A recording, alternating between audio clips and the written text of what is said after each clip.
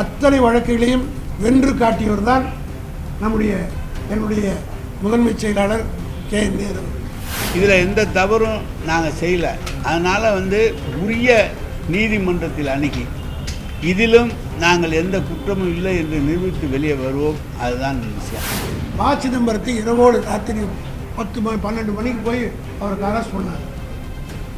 100 நாள் உள்ளே வச்சாங்க. இதுவரையில் அந்த வழக்கில் ஏதாவது டெவலப் பண்ணிருக்கா? 41 தொகுதிக்கு பொறுப்பாளராக தலைவரால் நியமிக்கப்பட்டவர் தான் KN நேரு. 41 தொகுதியிலும் மிகப்பெரிய வெற்றியை பெறக்கூடிய அளவுக்கு ஒரு களத்தை சரிப்படுத்தி வச்சிருக்கிறார் என்ற பொறாமையில் வயிற்றெரிச்சலில் பாஜக அரசு எடப்பாடியுடைய பேச்சு கேட்டுக்கொண்டு செயல்படுகிறார்கள். நிச்சயமாக தேர்தலில் மிகப்பெரிய அடி அவர்களுக்கு விழப்போகிறது.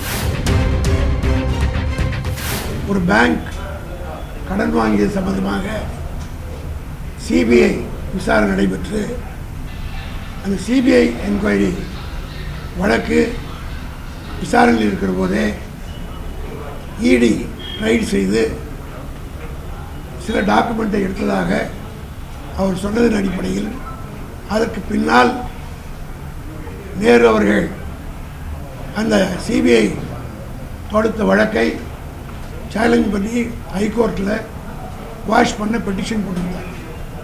அந்த வழக்கு அதான் மெயின் வழக்கு. அந்த வழக்கே ஹஸ் பீன் குவாஷ் பண்ணி ஹைகோர்ட்.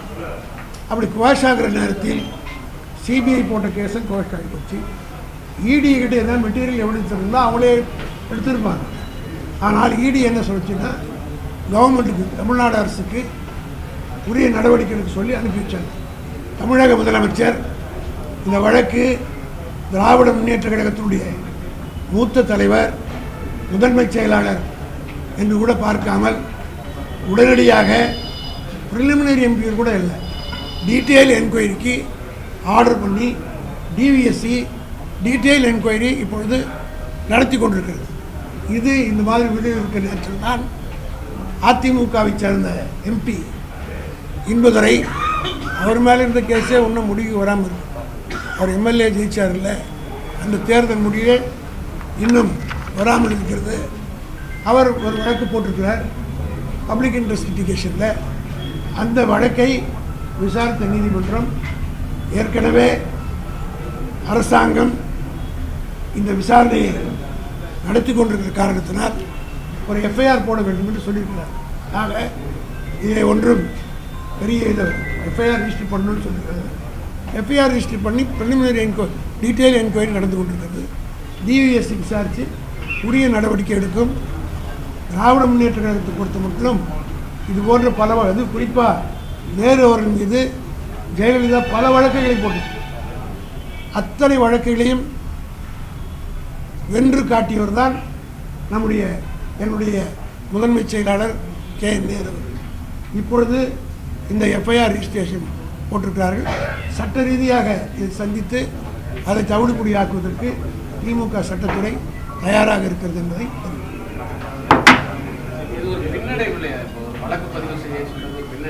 அது எப்படி பின்வழியாகும்? CBI வழக்கு போட்டு CBI விசாரணை பண்ணோன்னு சொன்ன எடப்பாடியே தொடர்ந்து சீஃப் மினிஸ்டராக இருந்தாரா இல்லையாவோ? இருந்தாரா இல்லையா? பின்னடைவுன்னு இல்லை தம்பி. அதாவது அவங்க FIR போட சொல்லி கோர்ட்டில் சொல்லியிருக்கிறாங்க. ஏற்கனவே டீட்டெயில் என்கொயரி தமிழ்நாடு அரசு சார்பாக முதலமைச்சர் என்கொயரி பண்ணி டீட்டெயில் என்கொயரி நடந்துக்கிட்டு இருக்கும்போது பப்ளிக் லிட்டிகேஷன் கேஸில் இவர் பேரில் வழக்கு பதிவு பண்ணணும்னு போட்டதில் கோர்ட்டு இப்போ FIR போட சொல்லியிருக்கு. FIR போடுறதுக்கு முந்தைய டீட்டெயில் என்கொயரி பண்ணியிருக்கலாம். இதில் எந்த தவறும் நாங்கள் செய்யலை. அதனால் உரிய நீதிமன்றத்தில் அணுகி இதிலும் நாங்கள் எந்த குற்றமும் இல்லை என்று நிரூபித்து வெளியே வருவோம். அதுதான் விஷயம். அதை எங்களை என்கொயரி யாருமே கேட்க முடியாது. என்கொயரி எப்படின்றது இன்வெஸ்டிகேஷன் இஸ் கோயிங் ஆன். யாருமே இன்டர்வியூ ஆக முடியாது. இன்வெஸ்டிகேஷனுக்கு தனி கோர்ஸ், அது பல விதமான மெத்தடாலஜி இருக்கும். அந்த மெத்தடாலஜிலேயே நோபடி கேன் கொஸ்டின். அதை ஃபைனல் பண்ணி வருகிற போது தான் இதெல்லாம் அவங்க பண்ணதில் தப்பு இருந்ததுன்னா அதை பற்றி விவாதத்தில் எடுத்துக்கலாம். ஆஸ் ஆஃப் நோ ஒன்றும் கிடையாது.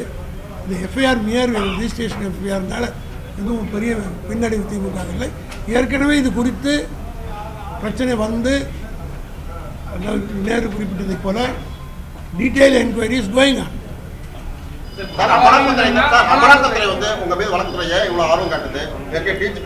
அதாவது அமலாக்கப்புறவி பல முறை சொல்லியாச்சு. இதே அமலாக்கப்புறவி அதுவும் மோடி ஏற்பட்ட பிறகு உங்களே நான் கேட்குறேன், ப. சிதம்பரத்தை இரவோடு ராத்திரி 10-12 மணிக்கு போய் அவருக்கு அரெஸ்ட் பண்ணாங்க. 100 நாள் உள்ளே வச்சாங்க. இதுவரையில் அந்த வழக்கில் ஏதாவது டெவலப்மெண்ட் இருக்கா? டு ஹாரஸ் பப்ளிக் மத்தியில் ஒரு இமேஜை கெடுப்பதற்கு இப்போ தேர்தலில் இந்த தேர்தலில் தளபதி மு.க. ஸ்டாலினுடைய செல்வாக்கு நாளுக்கு நாள் உயர்ந்து கொண்டே போகுது.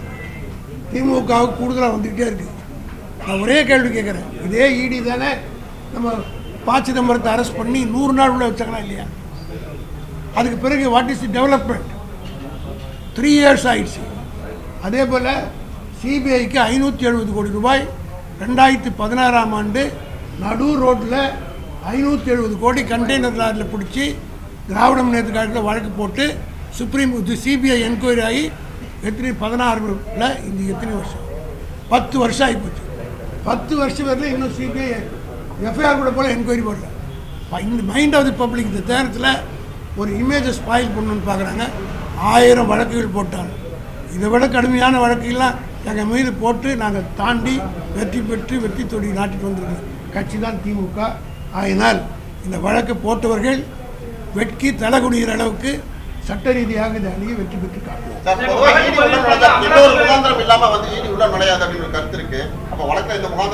அதான் கேட்கறேன்னா, ப. சிதம்பரத்தை அரெஸ்ட் பண்ணி 100 நாள் உள்ள வச்சாங்க.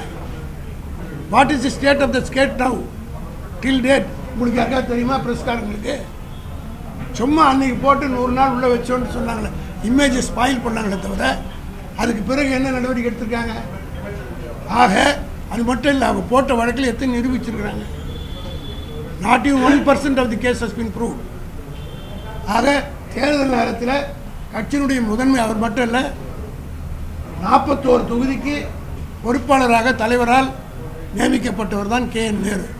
41 தொகுதியிலும் மிகப்பெரிய வெற்றி பெறக்கூடிய அளவுக்கு ஒரு களத்தை சரிப்படுத்தி வச்சிருக்கிறார் என்ற பொறாமையில் வயிற்றெரிச்சலில் பாஜக அரசு டெல்லியில் உட்கார்ந்து கொண்டிருப்பவர்கள் இங்கே இருக்கிற எடப்பாடியுடைய பேச்சு கேட்டுக்கொண்டு செயல்படுகிறார்கள். நிச்சயமாக தேர்தலில் மிகப்பெரிய அடி அவர்களுக்கு விழப்போகிறது. அதுக்கு பிறகு சட்ட ரீதியாக வந்து நேருவை பொறுத்த மட்டும் பல வழக்குகளை சந்தித்து சட்ட ரீதியாக வெற்றி கொடி நாட்டு வந்திருக்கார். இது ஒன்று இல்லை. ஆஃப்டரால் எஃப்ஐஆர் இது சொல்லி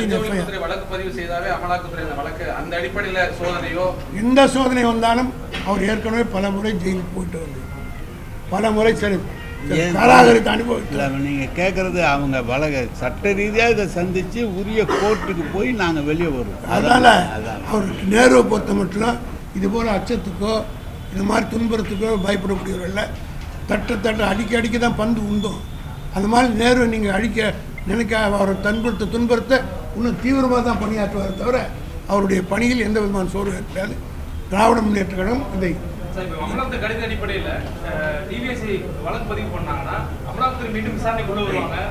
அதெல்லாம் சட்ட ரீதியாக